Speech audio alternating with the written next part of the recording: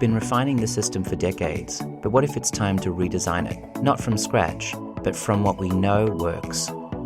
You're listening to Education by Design.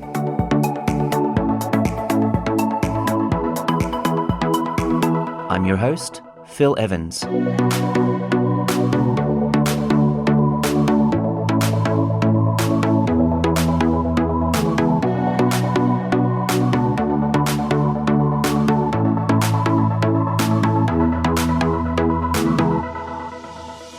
In this episode, our guest is Richard Hood, an educator and professional learning facilitator who champions creativity, inquiry, and a joy in education.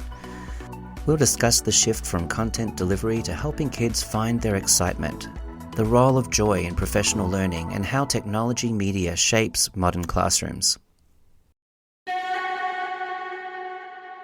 Richard, could you briefly share with us what were some of the light bulb moments that shaped your philosophy of teaching? Education's a journey for me. It's been a long journey. I've known that I was meant to be a teacher my whole life.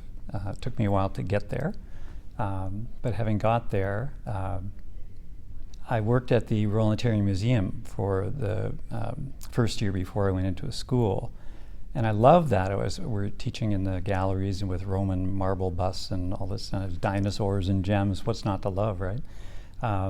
And then when I went to my first classroom at Upper Canada College, I said, well, you know what? I just learned so many great things. My job here is to tell all these kids what I learned. So I spent about 2 years doing that, and then I thought, wait a minute, that doesn't feel good. That can't be right. So at that point, I started to question about inquiry. So I had that experience at the museum, which was transformative for me. I loved every second of it. And so I think my mind shifted from what am I excited about to how do I help kids find their excitement. And that took about 3 years, sad to say, for those kids.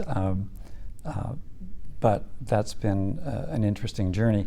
And I think as that's gone on, I've been pleased and actually proud of the IB, that my early experiences as an IB teacher was very much, we were preparing kids for exams, and that was very clear, and our parent community, that's what they wanted. They wanted kids to do well on exams.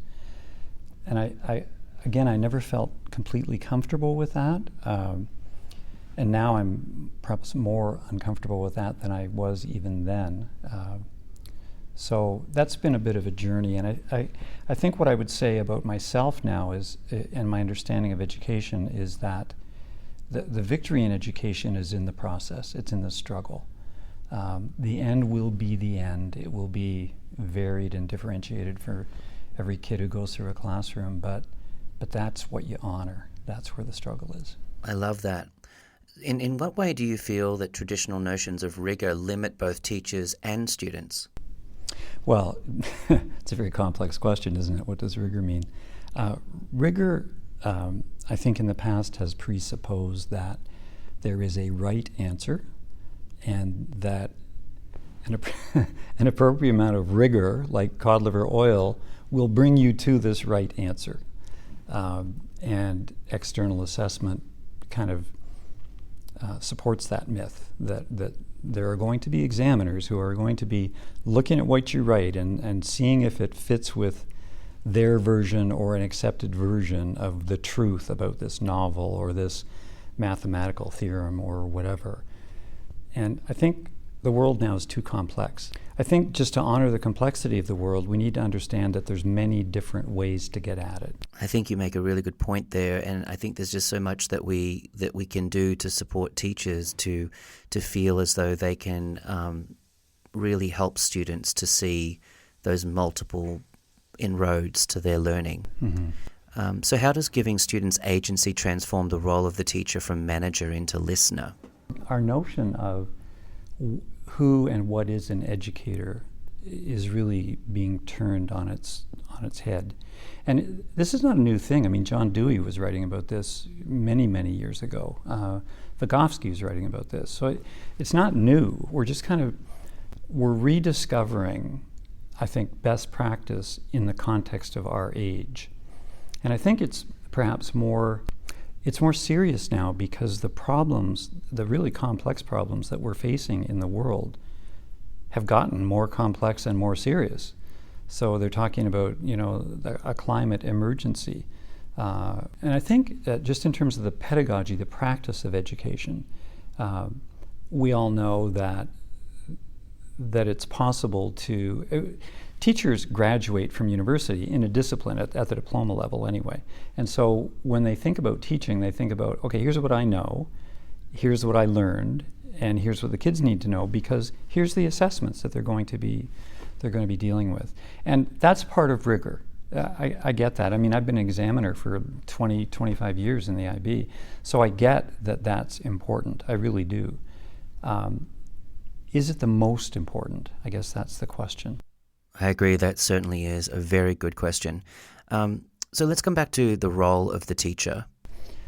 John Hattie has this notion of feedback, the Australian researcher. And our common notion of feedback is what we give kids. They need feedback from us, and that's true. But he says, no. The most important feedback you get in a classroom is from the students to you, because they're telling you what their learning needs are. So what does that mean for our dispositions as teachers? Well, one of the things it means is we need to listen. We need to listen to what kids are telling us about their learning needs. We need to, I don't use the term teacher anymore, to be honest. I call myself as an educator a diagnostician. And what am I diagnosing? I'm diagnosing student learning needs. How am I going to find out what they need? By listening to what they do. I think the other thing that's really important is, and again, I'm speaking from just in my own career, I feel like for many, many years of my career, I felt like my job was to manage the classroom. And of course that is part of your job, but it's not most of your job. So here's my thinking now. The bulk of my job is to create learning engagements for kids that are invitational, that let them know that I understand their world and I'm inviting them to bring that world into the classroom, that it's authentic. And if I can create learning engagements, if most of my energy goes into that, and let those be the engines that move the class forward, my job doesn't become to manage the classroom. My job becomes to listen to what people are saying, to seeing how they're making meaning of whether it's Jane Austen's Pride and Prejudice or whether it's a theorem in mathematics. How are you making meaning of that? And it's only that meaning, it's the multiplicity of those meanings that co-author our understanding of whatever topic it is we're talking about in the classroom.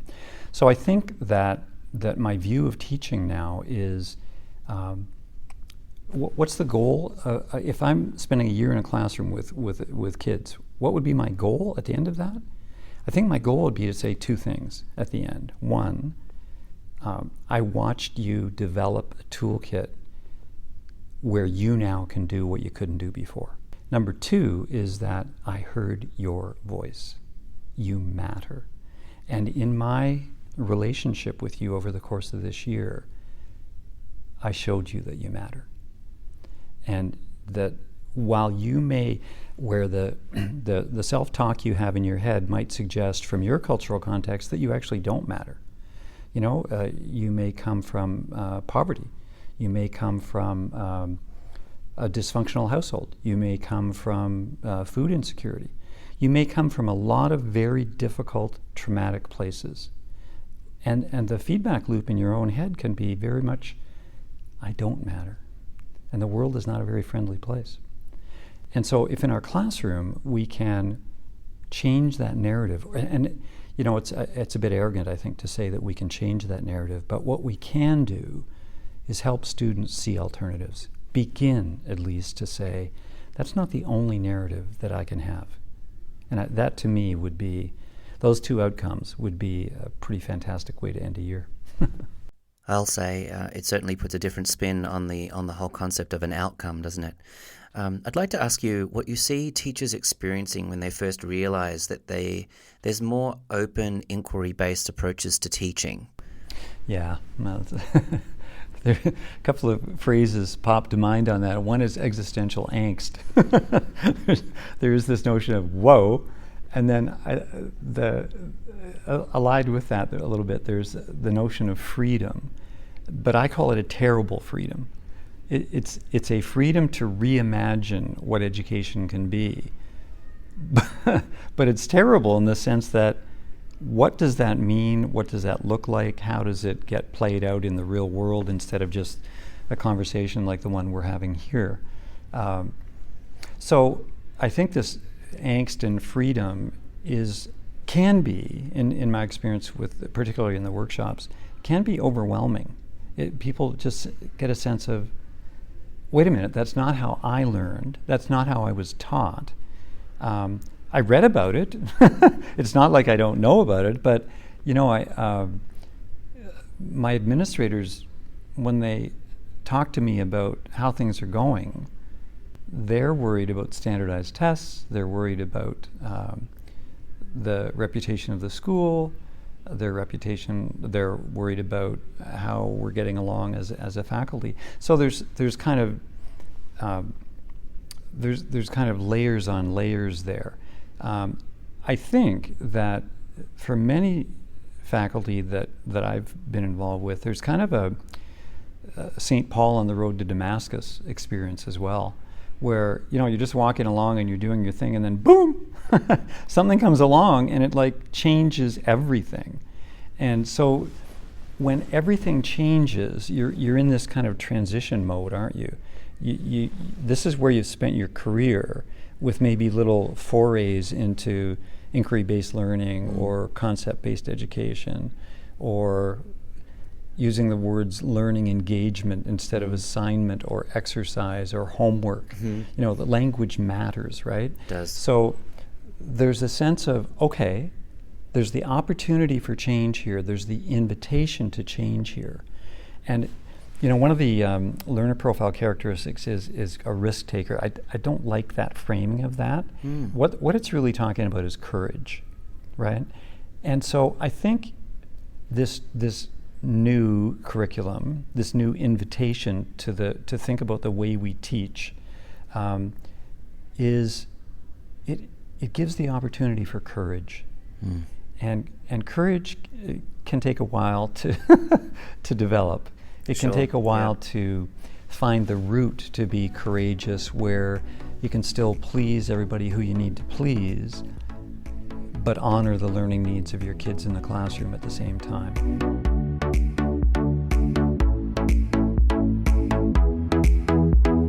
And honor the kids at the same time. That's beautiful. I just think about when I talk to teachers who, like me, we were trained to be literature teachers.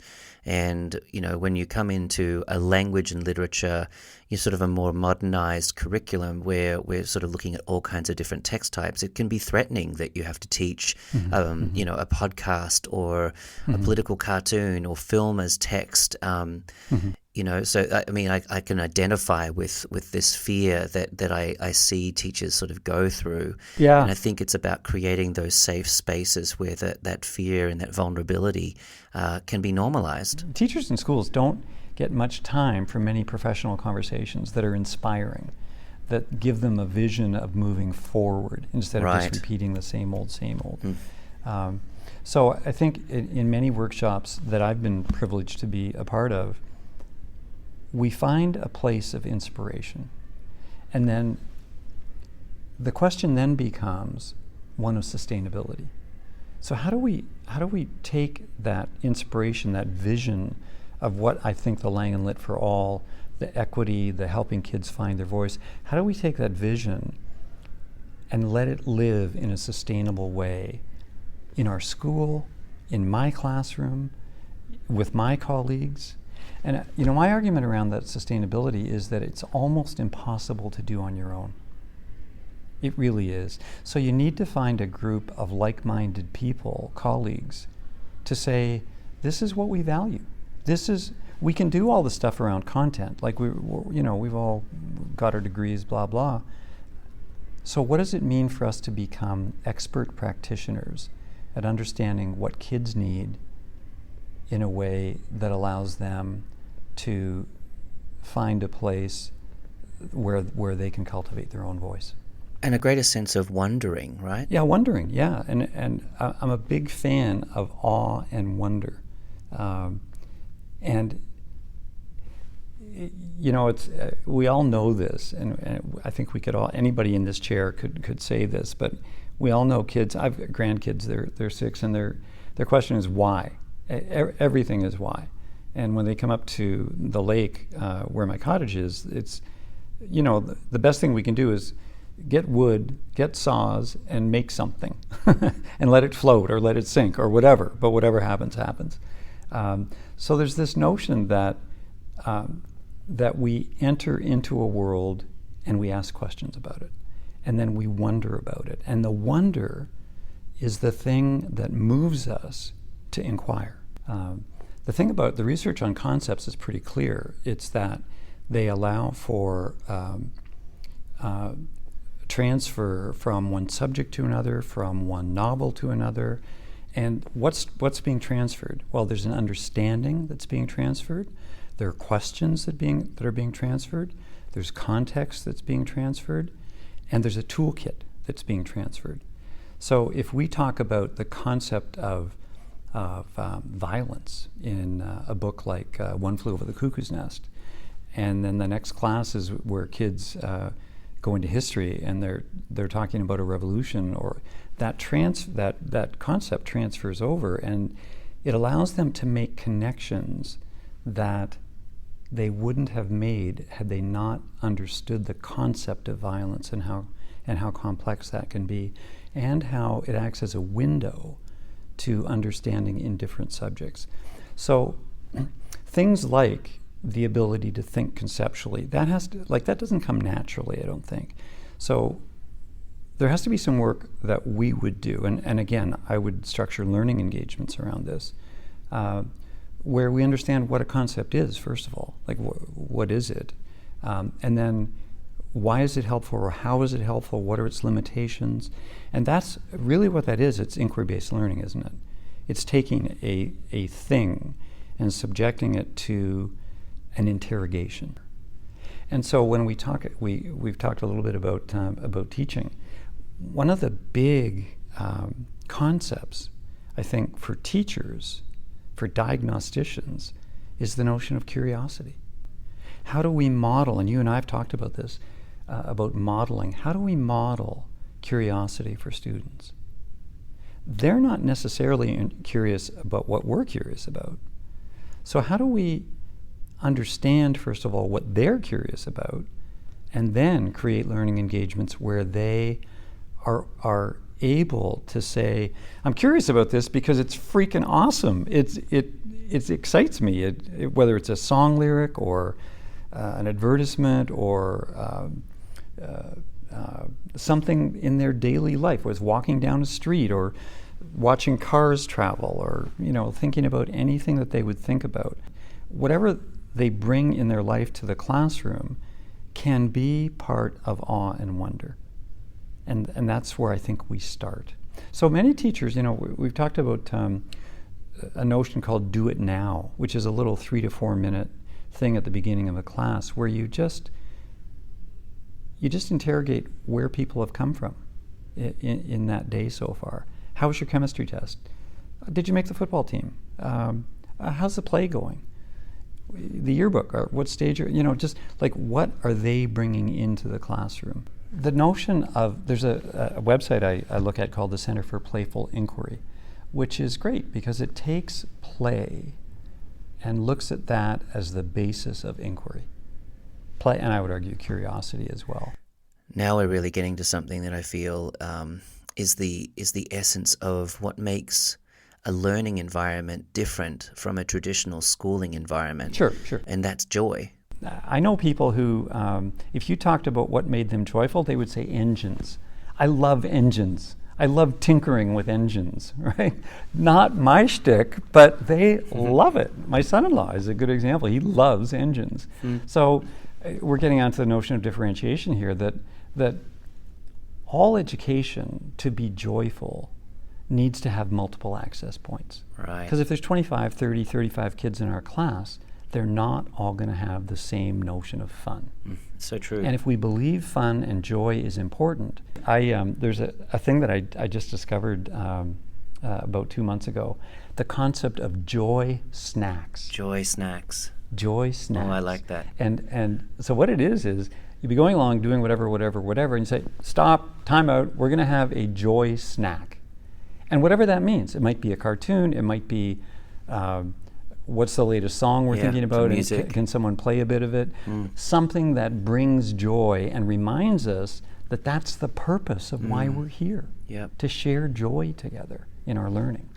And that doesn't change and transformation can be incredibly threatening, especially for an adolescent who doesn't even know who they are, who didn't make the football team, whose face has acne, whatever, and they're saying, my sense of a kid's prayer when they open the front door of the school is always, please don't let me be embarrassed in front of my peers today.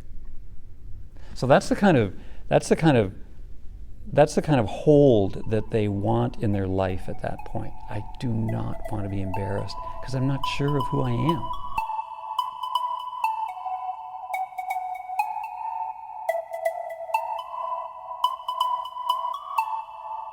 Richard, you're making me think about how formative those years were and how, how much I did think about what other people thought of me. The shaping of identity is not just something that happens socially. It's something that can really be impacted by the experiences that we have in the classroom. Can you think of other examples where you've worked with schools and this has become a theme? I was consulting with a school in Georgia, a rural school, very poverty-stricken. Kids had no food security at home. They served 3 meals a day at the school. The notion that a student was going to go home to a room where they had a computer, where they had the internet, was laughable. All that stuff had to be at the school because it just wasn't anywhere else. And so we were talking about identity, and I felt, here I am, a white male, consulting with a poverty-stricken school in Georgia, and I said to myself, what do I have to offer these folks who I care very much about? I care about their educational journey, I care about their kids, but I feel like a bit of an imposter in this relationship. And so we talked about identity, and it was a way to try and to just get back to your concept idea, this notion of identity. And we were talking about how we engage kids, because they come from places where necessarily they don't get the game of school. School for some kids is a game that they're very good at, and they learn very quickly how to play, to please the teacher, to get an A, to do this, to do that. And those kids are enfranchised. They're often enfranchised by wealth, by parents who give them what they need to be successful. But these other kids have, I think, and we've talked about this a little bit, a kind of a playback loop that might say something like, I don't get the game of school, and not only that, I don't think people care that I don't get the game of school. So we're talking about this with this school in Georgia, so we talked about how do you engage your kids in the game of school? And one guy said, I'll never forget this. He said, I talk about their shoes. I ask them about their shoes. Yeah. And I realized as soon as he said that, and then he went on to say, the kids I teach care about their kicks, whether it's Jordan's or whether it's James or whoever it is, their identity is tied to that. And so that's where we start. Where do they feel like they belong? Now let's take that concept of belonging and work it into something where they feel they don't belong. That was for me, that was a transformational moment to hear that. For sure. And, I get a sense that, this is something that's happening for us as adults as it's happening for students. I mean, everything's changing so quickly that, what we've had in the classroom, what we taught in the classroom, even when I started my teaching career, nearly 2 decades ago, that was just such a different world. And we have to completely change the way we think about the learning environment, about the students that we teach. Yeah. So the students are going through this as well as the teachers. There's a good visible thinking routine from Harvard. I used to think, now I think everybody knows it. But it's a pretty powerful routine. When you say, before I read this book or talked to this person or had this experience, here's what I believed. And now I can no longer believe that because of the experience I've just had. To me, that's what learning is. I can no longer believe that. So I've learned something that challenges my notion, perhaps of the way the world works or the way people are or the way I am. How do I make new meaning of that? What is that? What's the invitation there for me? Where's the joy of that?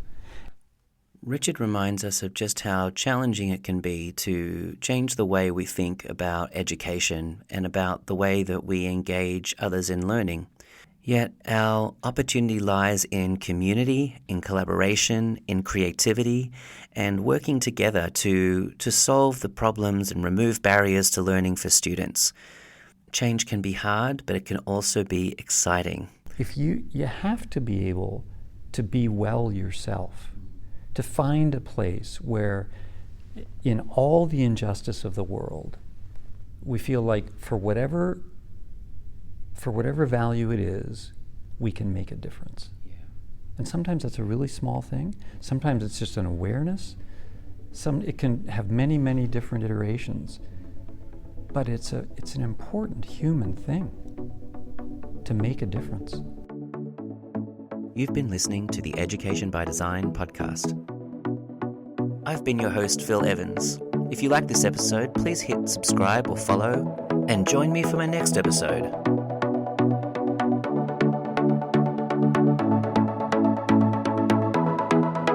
And until next time, keep on learning.